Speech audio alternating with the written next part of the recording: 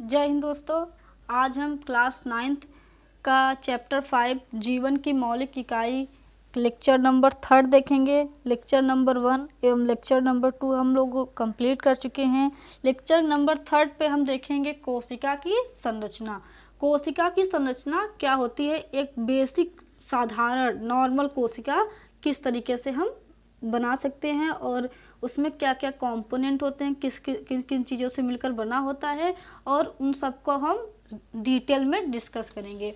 तो अगर हम एक बेसिक सेल का डायग्राम बनाएं तो क्या होता है, सबसे बाहरी जो आउटर मेम्ब्रेन होती है जो क्या करती है, फिजिकल इन्वायरमेंट से कनेक्ट करती है, वो क्या होता है, प्लाज्मा मेम्ब्रेन। प्लाज्मा मेम्ब्रेन सबसे बाहर की क्या होती है, परत होती है।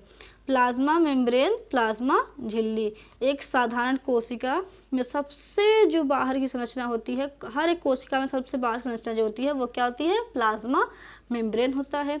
अंदर जो पाया जाता है वो क्या पाया जाता है, न्यूक्लियस पाया जाता है। क्या पाया जाता है, न्यूक्लियस, हिंदी में बोलते हैं केंद्रक। ये क्या करता है, पूरे सेल को क्या करता है, कंट्रोल करने का काम करता है केंद्रक। तो सबसे बाहर की परत क्या होती है, प्लाज्मा मेम्ब्रेन होती है, जो क्या करती है, फिजिकल इन्वायरमेंट से कनेक्ट करती है एक सेल को।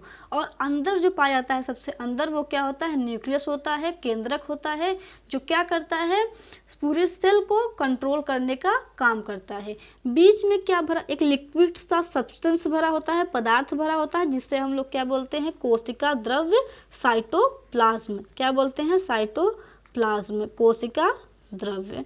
कोशिका द्रव्य में क्या पाए जाते हैं, कोशिका द्रव्य में पाए जाते हैं सेल ऑर्गेनेल। इसमें क्या पाए जाते हैं, सेल ऑर्गेनेल पाए जाते हैं, कोशिकांग पाए जाते हैं। फॉर एग्जांपल प्लास्टिड पाया जाएगा, लवक पाया जाएगा, माइटोकॉन्ड्रिया, राइबोसोम etc।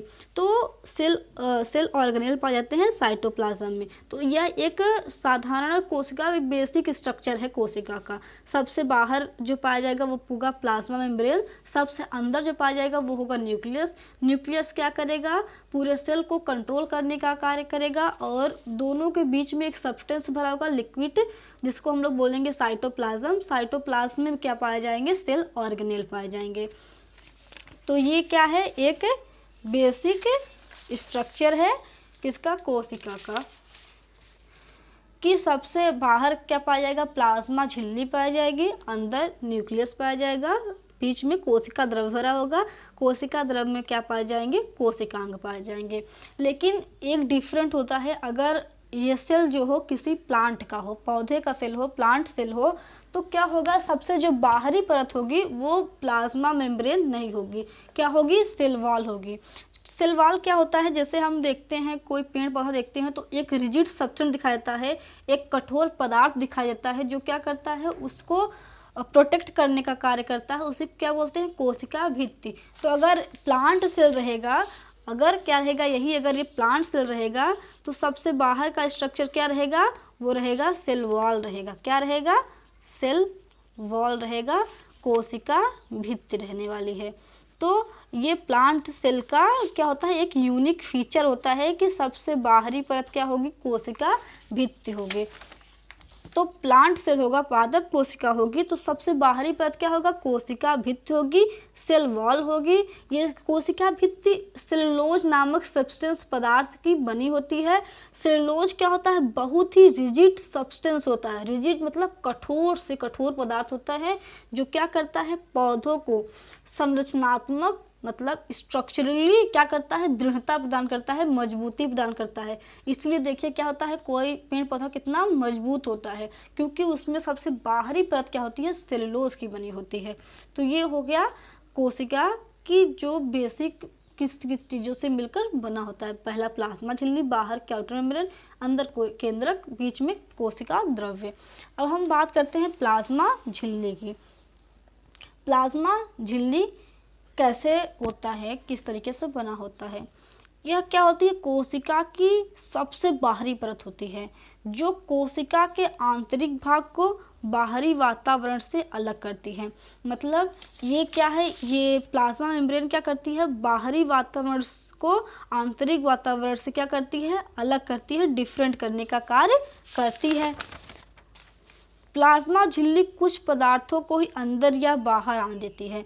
मतलब कुछ गिने चुने पदार्थ होते हैं जिसको या तो अंदर आने देगी या तो बाहर जाने देगी, इसलिए इसे वर्णात्मक पारगम्य झिल्ली मतलब सिलेक्टिवली परमिएबल मेम्ब्रेन कहते हैं।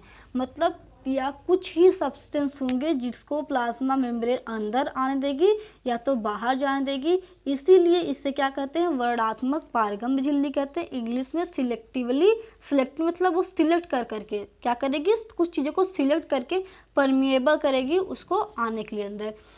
यह प्रोटीन तथा फास्फोलिपिड मतलब फास्फोरस तथा लिपिड दोनों मिलकर फास्फोलिपिड की बनी कोमल तथा प्रत्यास्थ परत होती है।